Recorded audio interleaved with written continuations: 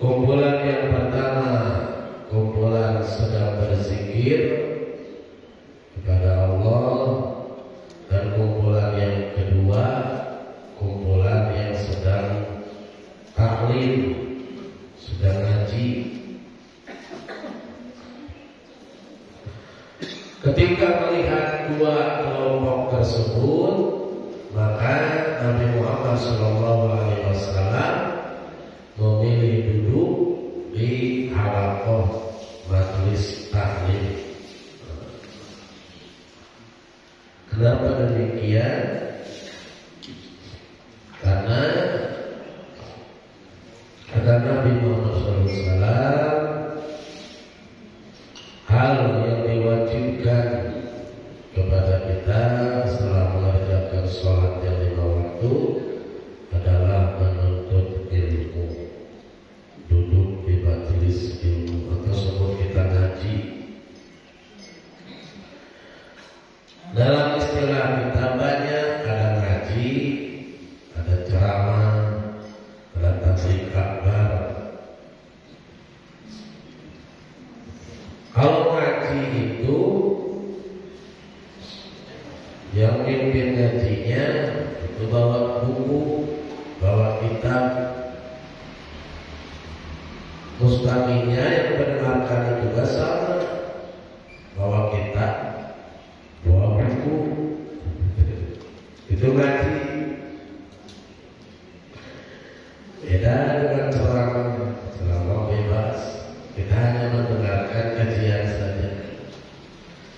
Bahkan tidak sedikit di akhir zaman ini orang-orang yang hadir di majelis tabligh akbar itu hanya mencari kesenangan. Kalau ustaznya banyak gurau, banyak canda, itu senang hatinya. Tapi kalau dibawa diajak nanti satu bab ilmu, lemas, gak ada ceria-ceria mukanya.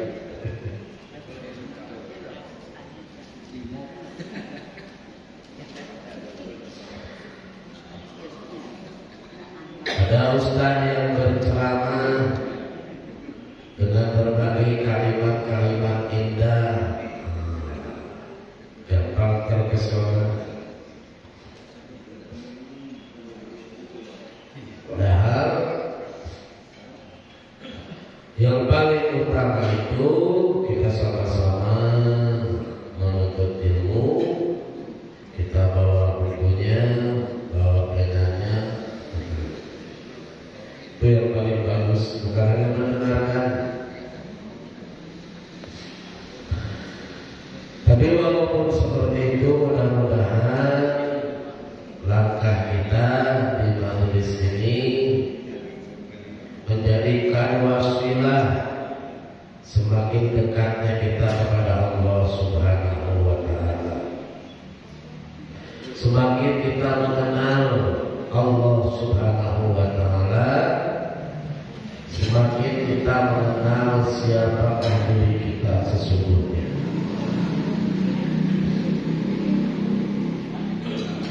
Sehingga ada ungkapan, man arafa nafsahu faqad arafa rabbahu.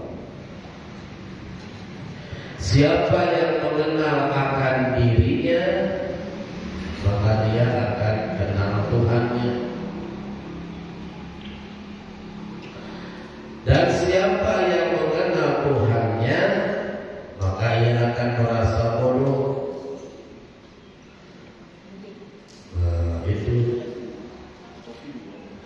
Kalau seorang di antara kita masih merasa pintar, merasa paling hebat, merasa paling alim, merasa paling cerdas, yang lain bodoh semua, maka kita perlu mengenal siapakah Tuhan kita sesungguhnya. Ini sangat penting bagi kita untuk mencapai kesempurnaan ibadah. Kita mengenal siapa atau mengenal zat yang kita ibadahi, zat yang kita sembah.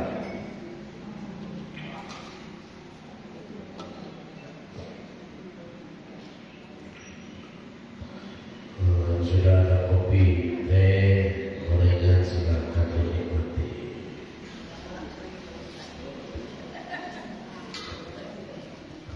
Kalau sudah selesai bagikan kopi dan tehnya, kita mulai lagi. Kalau masih keliling-keliling, belum dimulai, jadi belum dilanjutkan.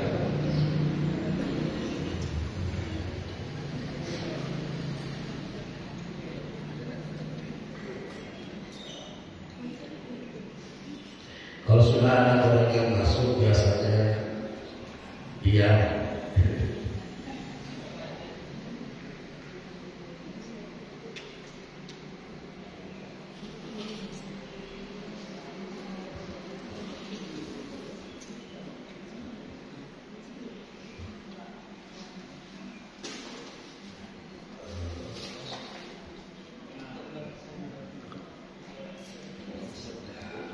kalau sudah kopi tulisannya nampak.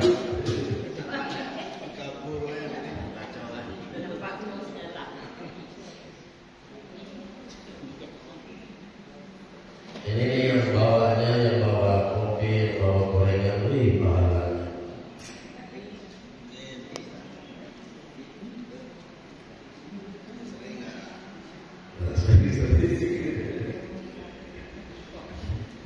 Yang disimpan di rumah belum tentu, belum tentu kita makan, belum tentu dimakan dengan tetangga saudara kita.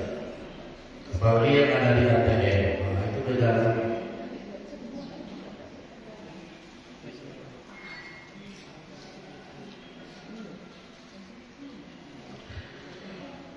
Jadi untuk mencapai kesempurnaan dalam ibadah, bagaimana kita bisa mengenal zat yang kita sembah, yang kita ibadahi.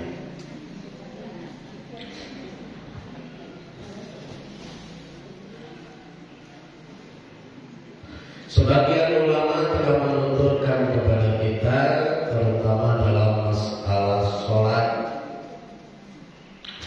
di antaranya adalah Sultanul Auliya, rajanya para wali, yaitu Syekh Abdul Qadir Al-Jailani.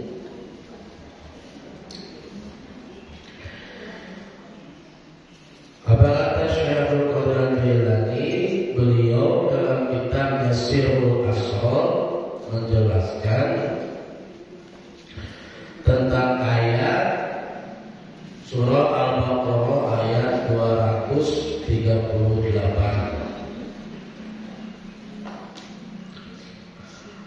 Hafidhu 'alas salawati was salatil wusta wa qumu lillahi qanitin.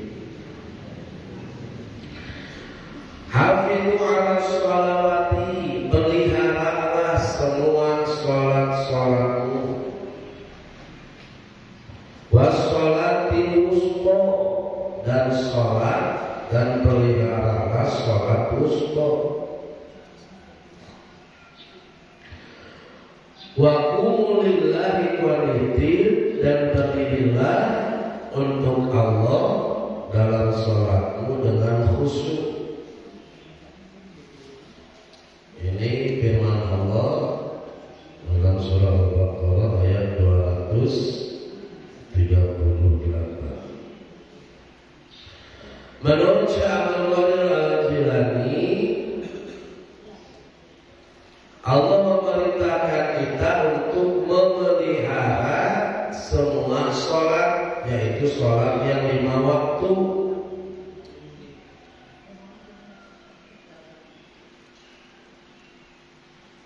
Sholat yang 5 waktu, zuhur, asar, maghrib, isya, subuh. Dan peliharalah sholat wusta. Nah, ini di sini orang-orang, para ulama ahli tafsir berbeda pendapat tentang memaknai daripada sholat wusta. Apa itu sholat wusta? Yaitu wusta itu pertengahan, di tengah-tengah. Ada yang menafsirkan sholat wusta itu sholat asar. Tetapi menurut Syekh Abdul Qadir Al-Jilani menjelaskan bahwa wusta itu adalah hati atau qalbu. Kenapa dikatakan qalbu? Karena hati itu tempatnya berada di tengah-tengah, tidak di bawah di kaki, tidak di atas di kepala, tidak di samping kanan, tidak di samping kiri, tetapi adanya hati itu berada di tengah-tengah badan. Inilah yang disebut dengan sholat tarekat. Muncul sholat tarekat itu sholat hati, bukan menurut si Arwa. Selalu belajar lagi. Yang ada kitabnya dibuka Sirul Asrar, juz 1 halaman 104. Kalau sholat yang 5 waktu, yaitu sholat syariat, kata beliau yang mana di situ ada berdiri, ada ruku, ada i'tidal, ada sujud, ada duduk, ada bersuara.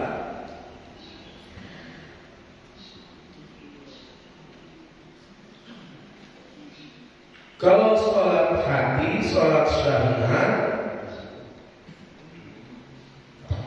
sesuai dengan sabda Nabi Muhammad SAW,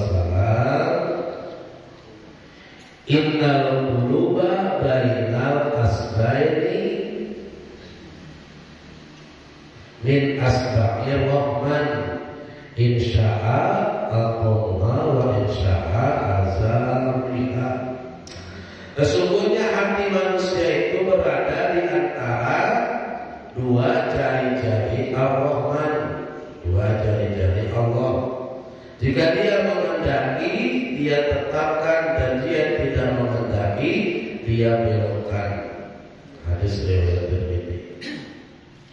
Yang dimaksud jari-jari Ar-Rahman, jari-jari Allah, adalah bukan meyakini Allah mempunyai jari, bukan meyakini Allah memiliki tangan. Kalau kita yakini Allah memiliki tangan seperti kita, memiliki jari seperti kita, maka itu bukan Allah.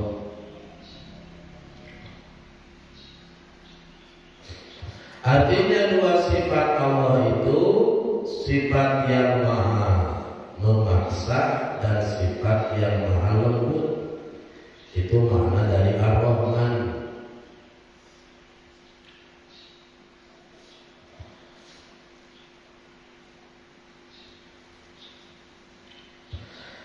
Kemudian sholat hati itu dilakukan secara terus-menerus selama ia masih hidup. Masjidnya adalah hati, jamaahnya adalah kuatnya batin, kuatnya hati daripada mengingat Allah Subhanahu wa Ta'ala.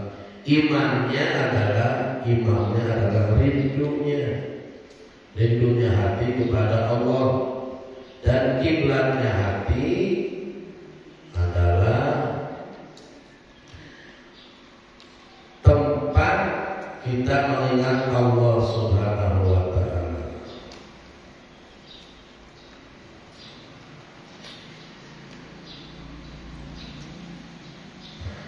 Hatinya tidak mati dan tidak tidur. Hatinya senantiasa terjaga disebabkan hatinya hidup. Hidupnya hati tanpa suara, tanpa berdiri, dan tanpa duduk. Jadi kita diperintahkan oleh Allah untuk memelihara sholat hati, sholat wusta.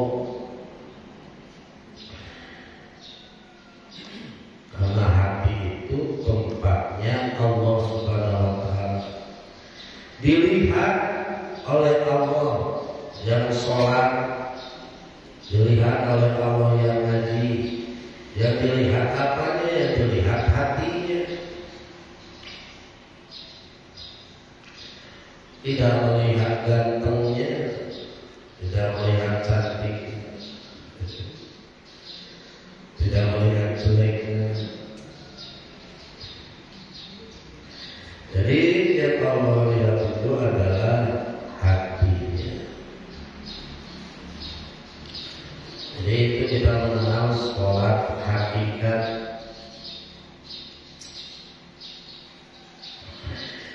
Allah Subhanahu wa taala berfirman dalam surah Taha ayat 14, "Innani anallah la ilaha illa ana fa'budni wa aqimis sholata li dzikri."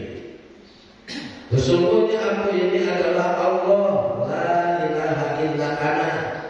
Tidak ada Tuhan yang hak selain aku. Fa'budni, maka beribadahlah untukku, wa aqimis sholata, dan dirikanlah sholat li dzikri, untuk mengingatku. Jadi salah satu fungsi daripada sholat itu kita mengingat Allah Subhanahu wa taala. Oleh karenanya hati tempat Allah memandang kita, maka perlu bagi kita membersihkan hati, menjaga hati kita. Jangan sampai yang di dalam hati itu duit terus, pikiran duit, hati duit, jadinya ngebleng. Akhirnya apa? Akhirnya jalan-jalan di tengah jalan nggak pakai baju.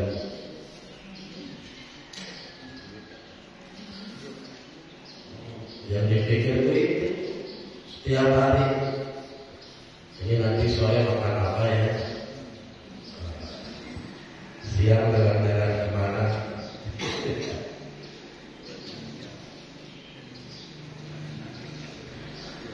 Dunia dimasukkan ke hati Allah dan diusir terus.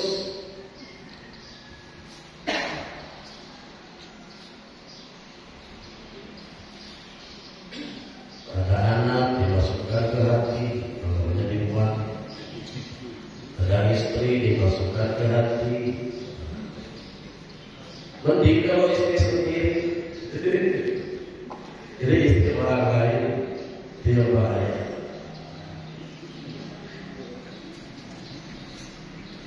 Selama di hati itu masih ada makhluk-makhluknya Allah, maka hati kita tidak akan pernah mengenal siapa Allah sesungguhnya.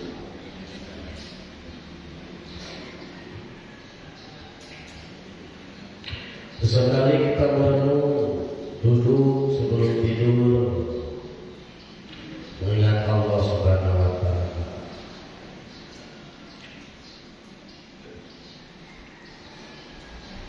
Kemudian Allah Subhanahu wa taala memerintahkan kita waqumu lillahi qanitin, dan berdirilah untuk Allah dalam salatmu dengan khusyuk.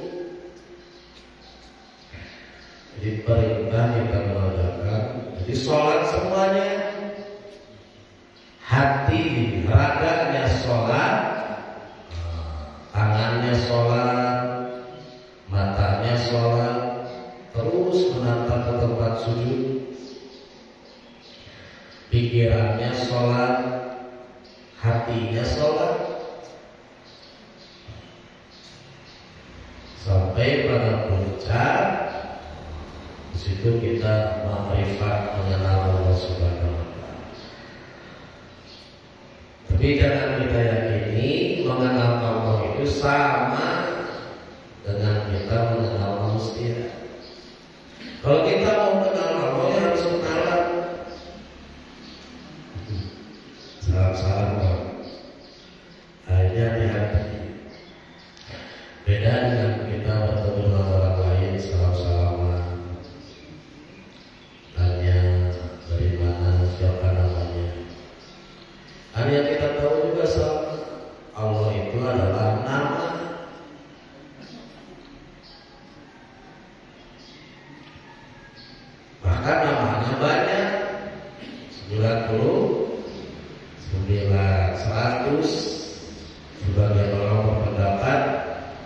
satunya disimpan hanya Allah yang tahu.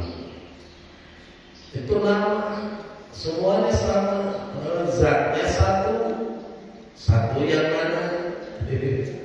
Kalau kita kejar ini, satunya Allah itu satu yang mana? Apakah satu bilangan atau satu yang tunggal? Kejauhan jadinya bahaya. Jadi perintah Allah Subhanahu wa taala melakukan kita supaya sholat khusyuk. Bagaimana supaya sholat khusyuk? Yang pertama tadi kita mulai memadamkan hati kita. Dimulai dari takbiratul ihram, kita harus mengenal maknanya, artinya. Berdirinya kita ada maknanya, duduknya kita ada maknanya, rukunya kita ada maknanya, mengangkat tangannya kita itu ada maknanya.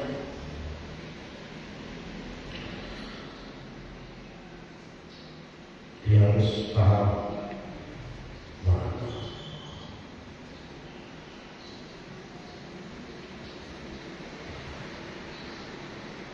Dalam takbiratul ihram kita mengucapkan Allahu Akbar dan kita mengangkat tangan kita.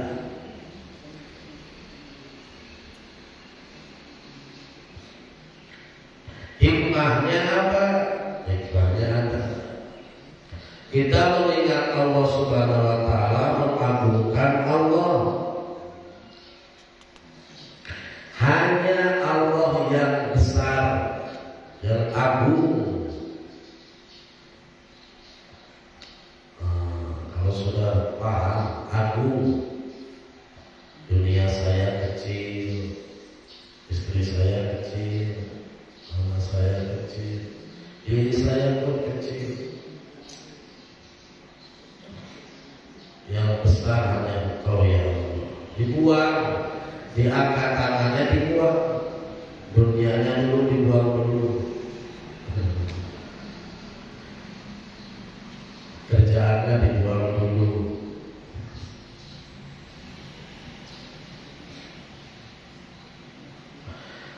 Menurut Al-Qadi, hikmahnya adalah orang yang sholat dikondisikan untuk menghadirkan sifat keagungan zat Allah Subhanahu wa taala dan dipersiapkan untuk patuh dan berdiri di hadapannya agar ia penuh rasa takut siul sama Allah, sehingga hatinya hadir benar-benar khusyuk dan tidak ada kesempatan baginya untuk bersembahullah.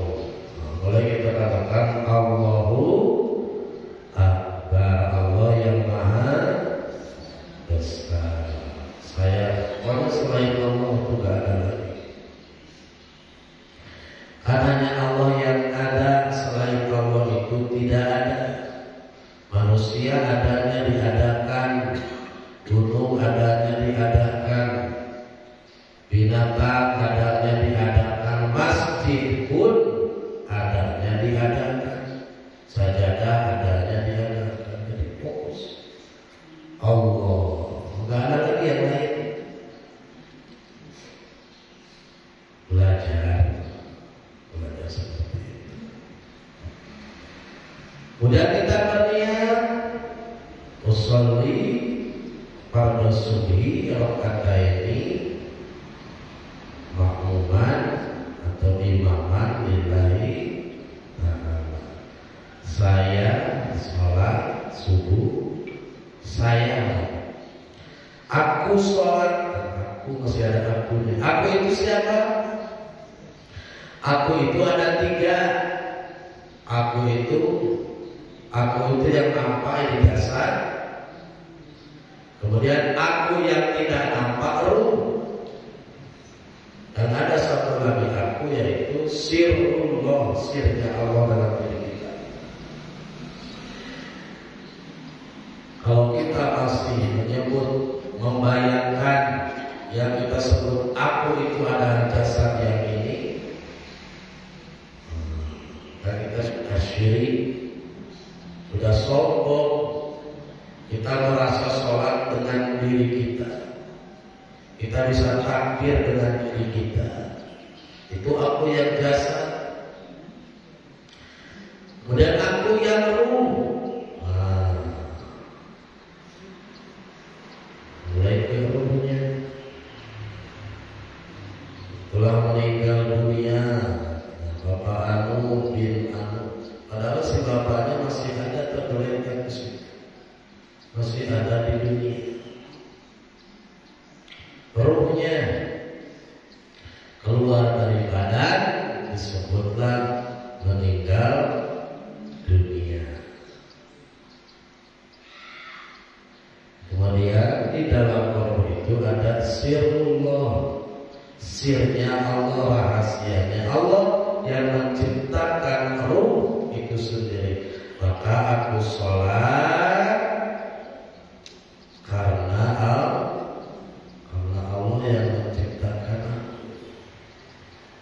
Jadi ingat ke Allah Akbar itu, jangan merasa yang sholatnya itu diri kita. Mulai naik sedikit.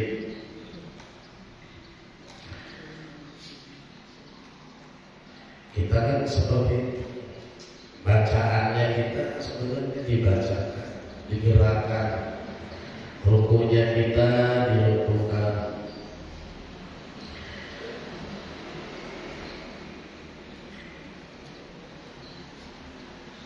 Mengangkat kedua tangan itu untuk merasakan, untuk tunduk merendahkan diri, pasrah dan patuh kepada Allah Subhanahu wa Ta'ala.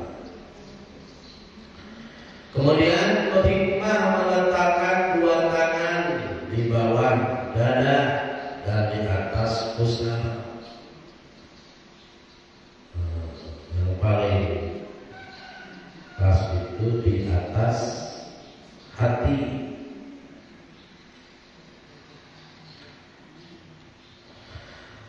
Hal itu dimaksudkan untuk menjaga hikmahnya supaya kita menjaga iman yang ada di dalamnya. Karena orang yang ingin memelihara sesuatu, maka kedua tangannya harus diletakkan di atas sesuatu. Kemudian hal ini dapat mendorong kekhusyuan dalam melakukan sholat. Jadi atas diletakkan maknanya kita sedang menjaga hati kita. Allah, dibuang yang lainnya yang adanya ya Allah. Akbar. Jaga. Kemudian kita membaca doa kita Allahu Akbar kabiro. Ada yang langsung kabiro, tapi yang lebih tepat itu Allahu Akbar kabiro. Karena beda, yang tadi Allahu Akbar yang pertama adalah bacaan takbiratul ihram, dan bacaan iftitah kita mulai dengan Allahu Akbar kabiro walhamdulillahi kabiro wa subhanallahi bukratan wa asila. Sebenarnya cukup segitu. Itu udah satu doa iftitah. Kalau ditambah wajahku berarti dua kita baca doa iftitahnya. Allahu Akbar kabiro, Allah maha besar, kabiro maha sempurna kebesarannya. Walhamdulillah katsiro, walhamdulillah segala puji bagi Allah, katsiron dengan pujian yang banyak, wa subhanallahi bukratan wa asila, dan maha suci Allah sepanjang pagi dan petang. Itu arti dari bacaannya. Tahu? Allahu Akbar kabiro, maha besar Allah, kebesarannya.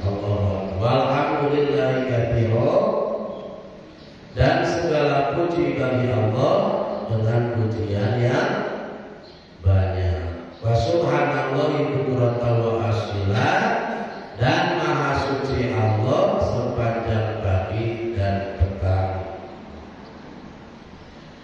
Lisannya mengucapkan itu, dimulai di hatinya maknanya.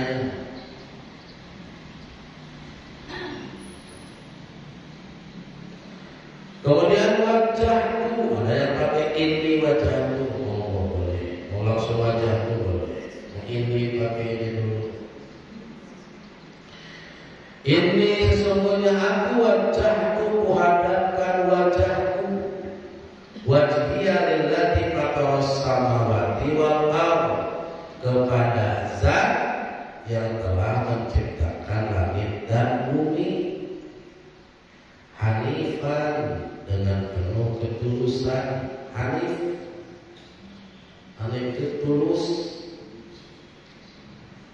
Musliman, dan kepasrahan. Jadi artinya muslim itu pasrah. Sudah lewat di 11. Wajhatu wajhiya lillati fataras samawati wal ardh hanifan musliman wa ma ana minal musyrikin, dan aku bukanlah dari golongan orang-orang yang musyrik. Inna salati, sesungguhnya salatku, wa nusuki, dan ibadahku, wa mahyaya, dan hidupku, wa mamati, dan matiku, lillahi rabbil alamin, untukmu ya Allah, milikmu ya Allah yang mengurus seluruh alam. Ini kan dipakai inna sholati wa nusuki wa mahyaya wa mamati lillahi rabbil. Mudah-mudahan bisa. Kalau sudah itu bisa diterapkan dalam hidup, gak akan terpengaruh dengan komentar orang lain, gak akan terpengaruh dengan cacian orang lain. Orang banyak komentar orang lain. La syarika lahu wa bidzalika umirtu wa ana minal muslimin. Tidak ada sekutu baginya, dan dengan demikian aku diperintahkan dan aku termasuk orang-orang Islam. Nah, itu maknanya atau artinya dari bacaan kita. Sekali lagi, wajhatu wajhiya lillati fataras samawati wal ardh hanifan musliman wa ma ana minal musyrikin. Kuhadapkan wajahku, wajah yang mana? Wajah yang tadi, kepada Zat yang telah menciptakan langit, Allah, yang telah menciptakan bumi, Allah. Hanifan musliman, dengan penuh ketulusan dan kepasrahan, wa ana minal musyrikin, dan aku bukanlah termasuk orang yang musyrik. Inna sholati wa nusuki wa mahyaya wa mamati lillahi rabbil alamin. La syarika lahu wa bidzalika umirtu wa ana minal muslimin. Lisannya ngomong itu, pikirannya mengartikan bacaan, insyaallah khusyuk sholatnya. Mulai khusyuk. Ini dah bacaan dah hafal, artinya dah tahu.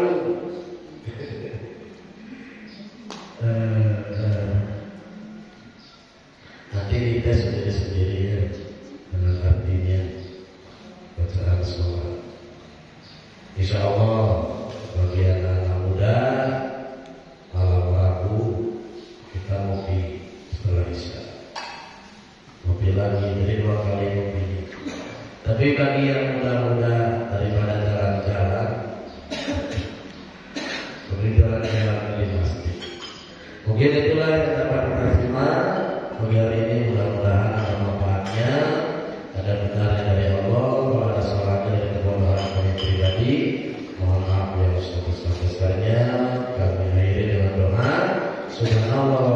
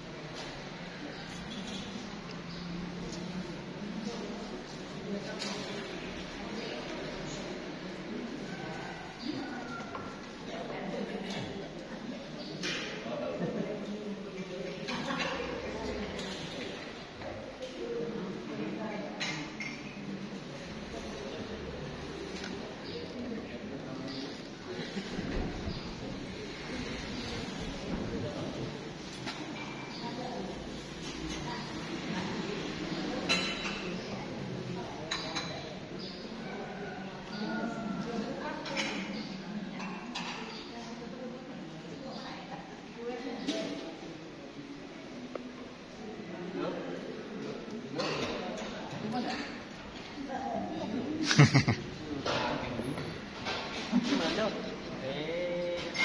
Lah kopi pula. Lah.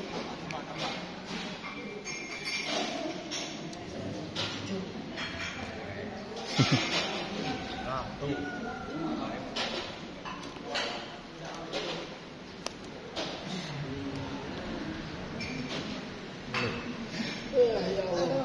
Ini masih babu ketam. Ketam. Kalau kami kan sebenarnya ketam. Berebut. Dari dua lampu yang surya. Anak muda yang